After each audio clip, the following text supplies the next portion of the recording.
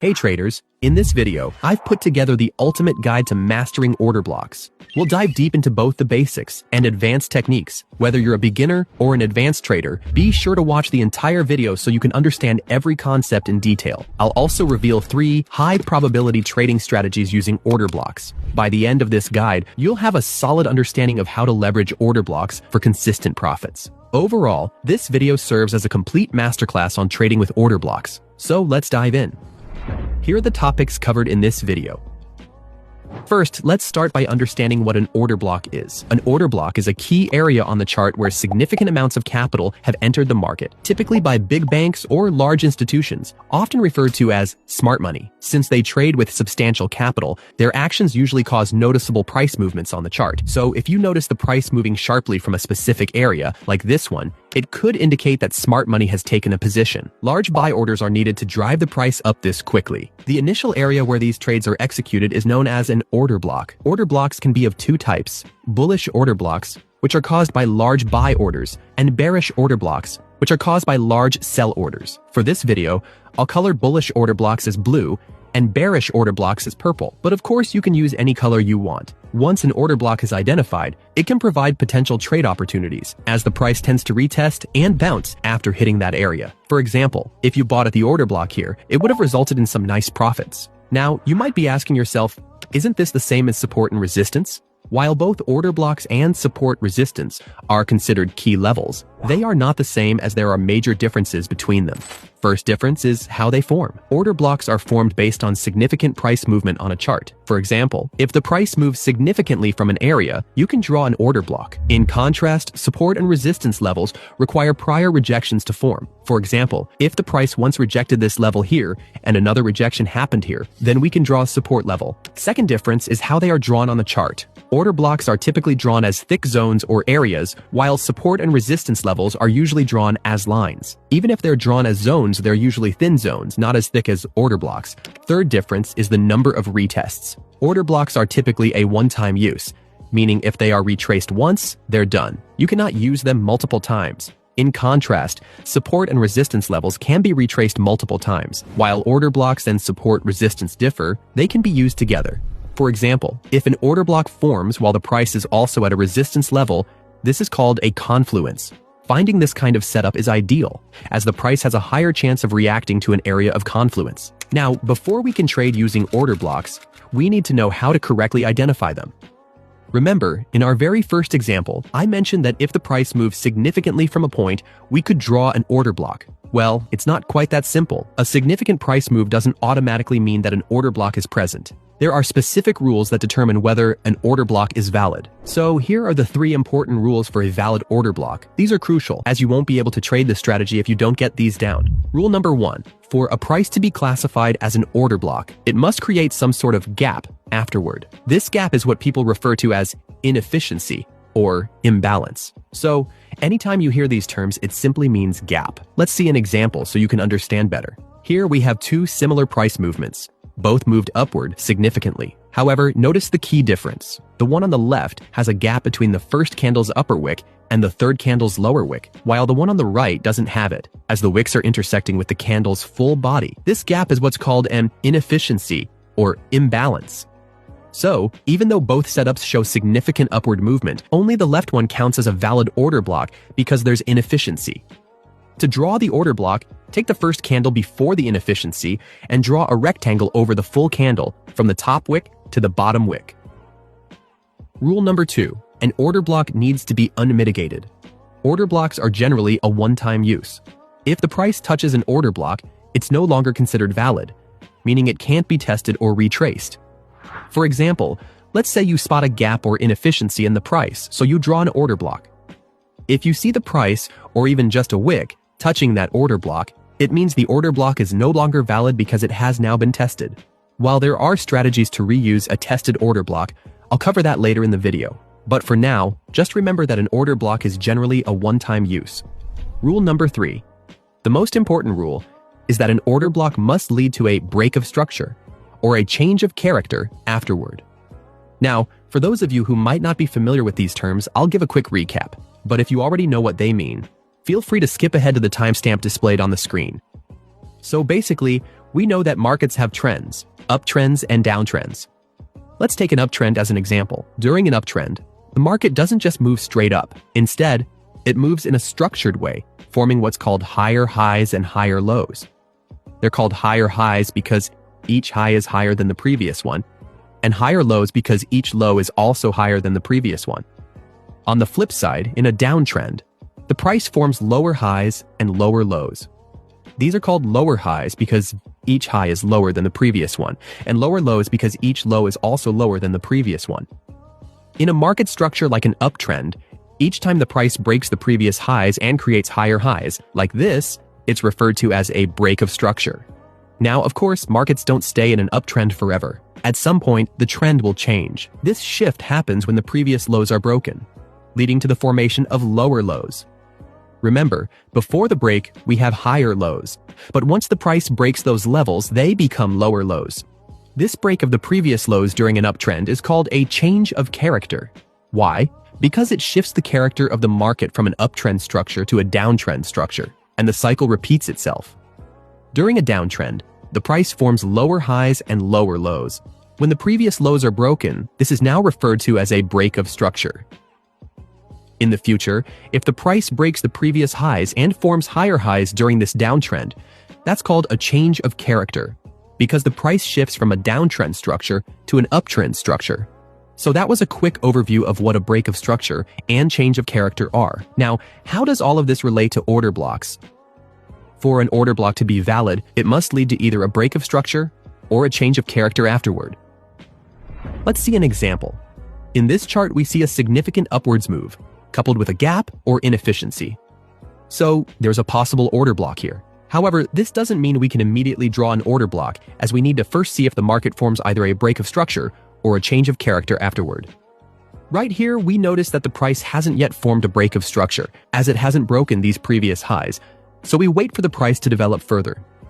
Now, once the price does break this high, forming a break of structure, that's when we can draw our order block on the first candle before the inefficiency.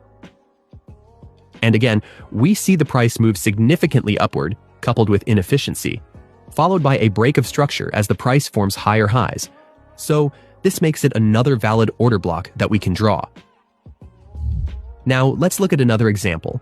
In this chart, the price is forming higher highs and higher lows, and we have a possible order block here due to this inefficiency. However, since the price hasn't formed higher highs, we can't count this as a valid order block yet. After waiting some time, the price moves down and forms another possible order block, but this time it's a bearish one. This is shown by the significant downward movement coupled with inefficiency on this red candle. Then, the price breaks the previous lows of the structure, forming lower lows. Since it made lower lows during this uptrend, it counts as a change of character, and the market structure has now shifted to a downtrend.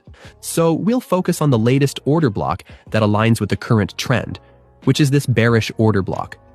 The previous bullish order block isn't valid because the price didn't form higher highs. However, this bearish one is valid because it resulted in a change of character.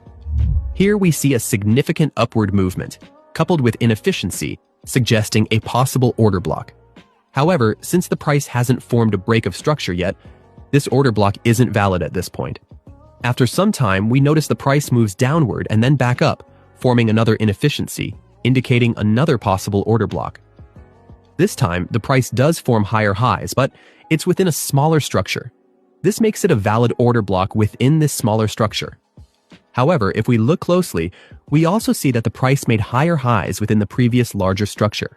This means the earlier possible order block is now a valid order block as well, since the price formed higher highs within that larger structure. So, when drawing order blocks, it really depends on which structure the order blocks are formed within.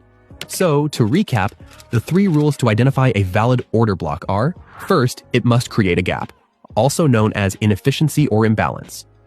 Second, it must remain untested or unmitigated. Third, a break of structure or change of character must occur afterward. Identifying order blocks is a great skill, but the real excitement comes when you start using them in a trading strategy. Now, I'm about to reveal 3 order block strategies that can take your trading to the next level. Strategy number 1, multi-timeframe confirmation. For this first strategy, start by finding an order block on a higher time frame. In this example, we're using the Bitcoin USD 4-hour chart. At a glance, we can see two significant price movements. The first one is moving upward here, and the second is moving downward here. Both of them also have inefficiencies. So, we have two possible order blocks, a bullish one and a bearish one. However, let's double-check if these two potential order blocks are actually valid. For this bullish one, the price did move upward with inefficiency, but it didn't form a clear break of structure. Plus, the price retested it afterward, so it's no longer unmitigated.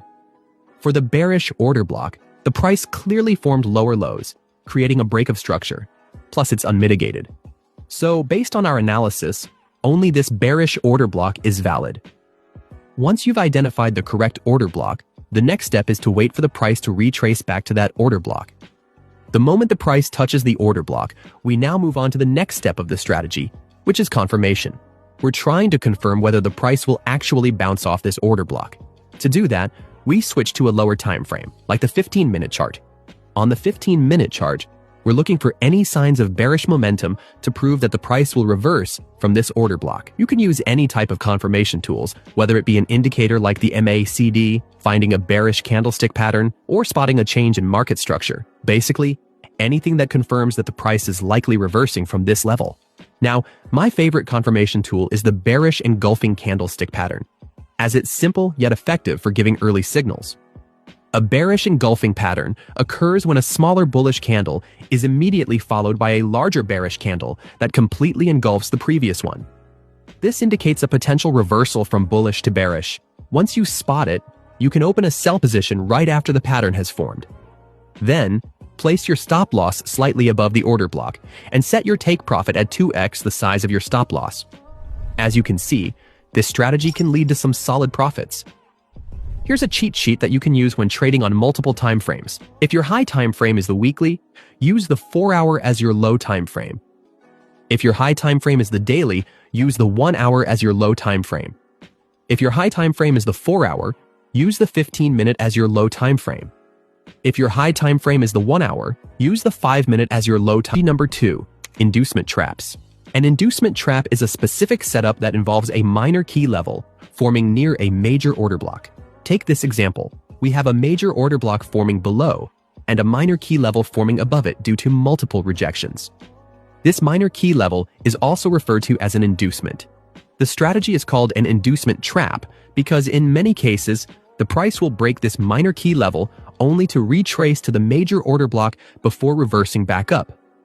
Traders who bought at this seemingly obvious key level, expecting a bounce, would often get stopped out instead. So, if you spot a setup where there's a minor key level sitting above a major order block, you can cue a buy order in the middle of that major order block. This way, your buy order only gets triggered if the price touches the order block, offering you a high reward trade. But if the price doesn't reach the order block, that's perfectly fine because no position was opened. While this may seem like a random and specific pattern, it's actually more common than you might think, and there are logical reasons to why this setup works. First, let's understand that large institutions want to enter the market at an ideal price, but due to their massive capital, they can't do so without moving the price. Unlike retail traders who can enter positions easily, smart money couldn't enter positions that easily, as their large orders would push the price up, causing their average entry price to be higher. So, in order to enter at a lower price, they use inducement levels. After entering the market and forming an order block, they push the price back down to that order block by trapping traders who bought at inducement levels expecting a bounce. This is effective because traders often place stop losses just below key levels, meaning just a little bit of selling pressure could trigger these stop losses, which in turn leads to more selling.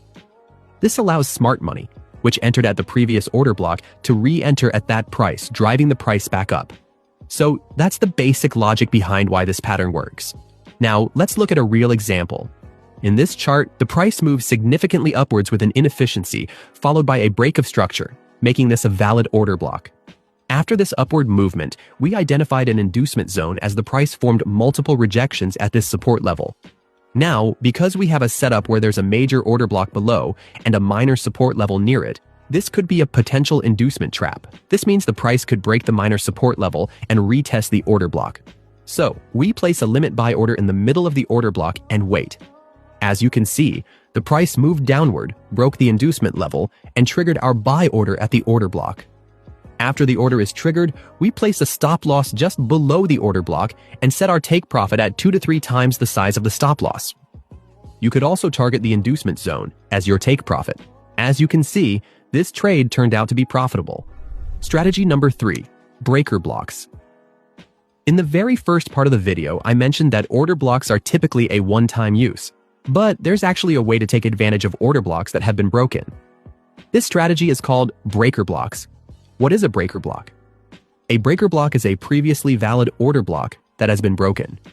Once an order block is broken, the price may retrace back to that level, and it can act as a potential resistance level, where the price may reject this level.